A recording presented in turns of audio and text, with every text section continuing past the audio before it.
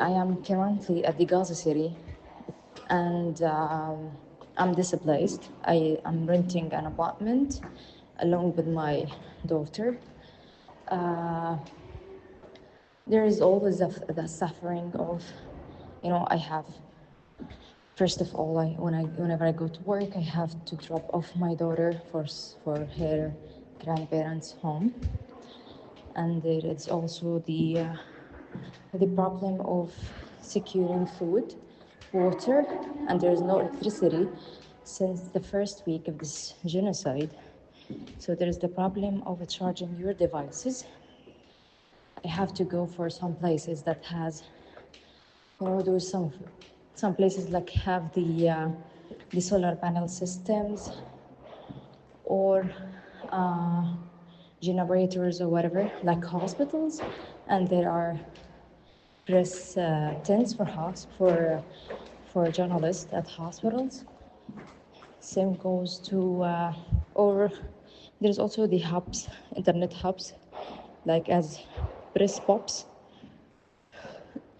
So this is where I go to do uploading for my material, and I have to wait until I do the updating, the uploading. And also there is the problem of filming itself, It's never easy to move around. The fuel is very limited, short. There is a shortage of fuel. And I waste my money on fuel. I cannot take the regular transportations because it's not safe in terms of the safety measurements, as now cars, for example, are being connected with some trucks, and those trucks are unsafe. And we are talking about a vehicle that, carries almost 20 to 30 people. And those vehicles are not going inside the city, they are just moving in the main routes. So whenever you're going to film somewhere, you waste your time waiting for vehicles because there are not many because of the shortage of fuel, and also you have to wait until the passengers are full, and also you have to you will not arrive your destination. So I prefer to use my own car, but the issue that the gasoline, my car runs on gasoline, not on diesel. The gasoline is the double price of the diesel. 1 liter of gasoline before the genocide used to cost $2. Now it costs $150, which is insane. I know. The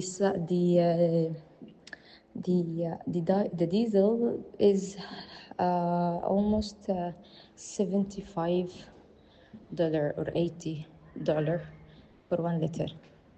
Still, like, everything is super expensive, but when I have to drop off my daughter somewhere, I will never go for regular transportations because I don't put her in any risk because I don't know anybody. So I prefer always to drop her myself. That is because I'm super traumatized over her security, and I don't actually move around with her. I just drop her off to her grandparents' home, and then I get back to get her, and we return to home, which is not home. It's a place that we are displaced at. Our original home is in Gaza City as well, but it is totally, destroyed. Nothing, even rubbles. There is no rubble for the home. So we are talking about many things, and also the famine. The famine is still hitting. The work that used to take me like 3 hours, now it takes me like 6 hours. That is because I'm not fully focused. The people that I am interviewing are not fully focused. So we are talking about, people are functioning with, the minimum energy that they have because of the famine, and also because of the heat. It's super hot these days. This is the peak of summer. And we don't have that luxury machines like, let me say, vans, air conditioner, and so on. That is because we don't have electricity. how I do protect myself. I don't protect myself. How the hell can I protect myself? Like, nobody's able to protect him or herself here. Like, because, like, what happened so far as being a journalist or as being, a civilian, there is no way to protect yourself. There is no safe places. Like, foreigners have been targeted. So there is no red lines here. And it feels like risk is everywhere. We are all under risk. So, yeah, there is no way. It's just a weird question. Like, nobody asked me about how to protect myself. Nobody can protect this. It's just, this is something that if we are managing to protect ourselves, you will not see all kinds of suffering from the media as you see. We are equal in this. We are all targets here. Okay, journalists are being more targets because of the systematic killing of the journalists, as we have seen, like so far, 238 journalists have been killed. They lost their lives to show the world the truth that the world is trying to not face, unfortunately. There's no luxury of coping, luxury of going on, because we are relying on the survival mode that you just survive your day. You like the day starts and ends with running around and securing your basic needs, water, food, how to implement your work, and all of these details. You feel that you are just a chest here with the circumstances. So yeah, I can tell you there is no way, there is no window of relief or window of, even there is no privacy. We are talking about displacement most of the time. There is no privacy as well, like for you to mourn over whatever losses you endured.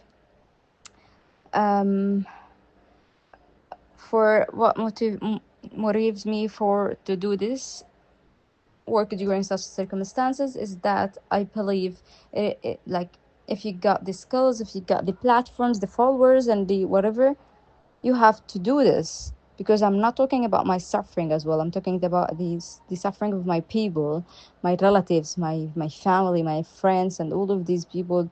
I'm one of them. I'm a story as well. And I believe that, let me say, I can tell that, yeah, the circumstances here are unbearable and ethical, and but somehow you feel you are ethically commitment to your people, to your country, to do whatever you can do to spread the awareness. How I do feel with how I deal with the psychological burdens, I don't. I don't deal. It's just postponed, and sometimes I feel like I'm zero energy. I don't want to do anything. Like, suddenly I feel like I'm mentally collapsed. I don't want to do anything. My health is not, I'm not a well-being anymore. I'm tired most of the time, not focused, and also, losing my ability to do many things. And how we do with the psychological burdens, it feels like every day we are adding more psychological aspects, uh, more suffocating feelings. We are all suppressing down the suppressing the feelings inside, and waiting to the moment that we will all burst. We will all mourn in a proper way in a peacetime. How do you manage to take care of my daughter? I don't manage. Literally, like it feels like I'm just doing my work. I'm doing what I'm doing, but I don't label myself that I am accomplishing this and this and this.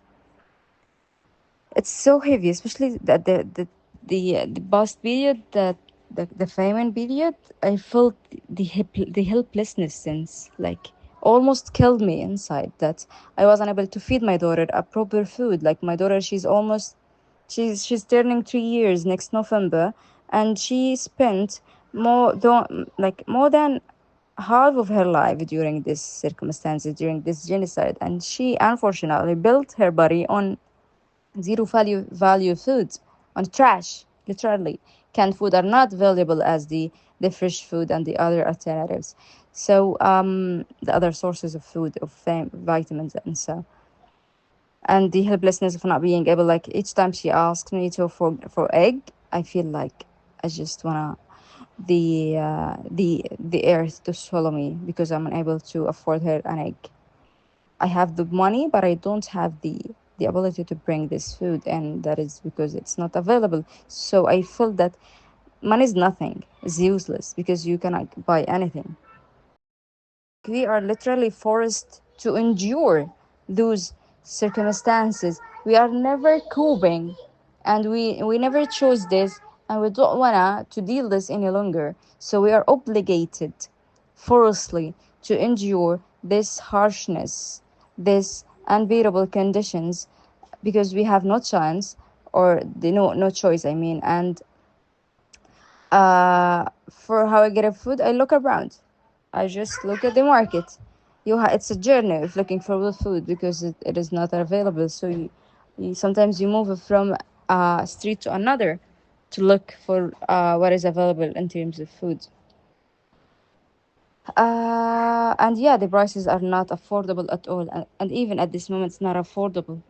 And I can tell you this from a perspective of a working mother with a source of income. So I cannot imagine how people, like the majority of the population here in Gaza, lost their source of income because of the genocide.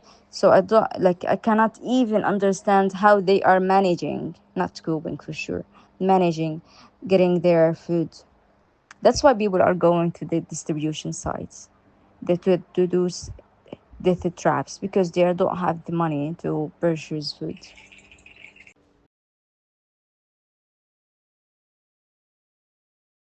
The only way that is just like an efficient way is having food trucks moving peacefully, safely to the warehouses of the NGOs.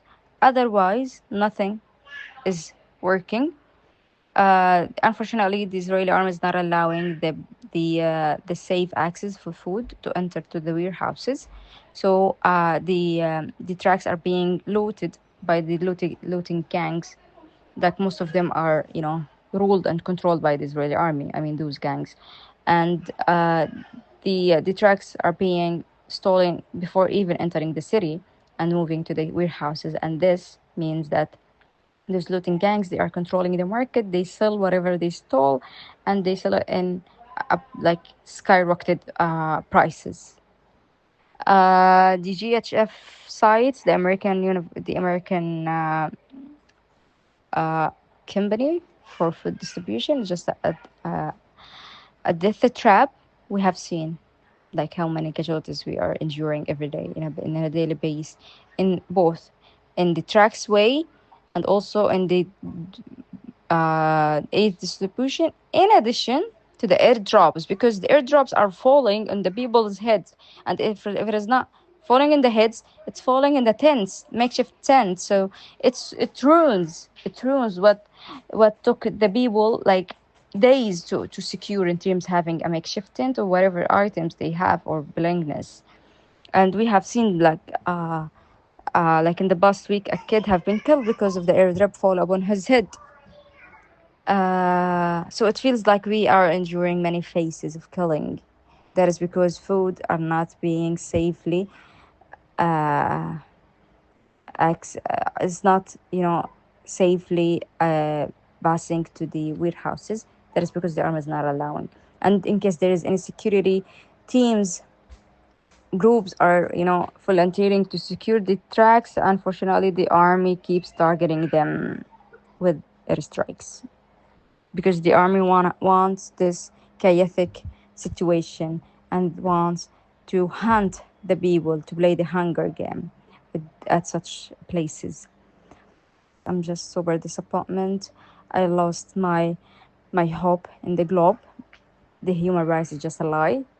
The international law to protect journalists is just a lie. And I'm not believing in a humanity any longer, because we have been slaughtered in the TV, on the screen, and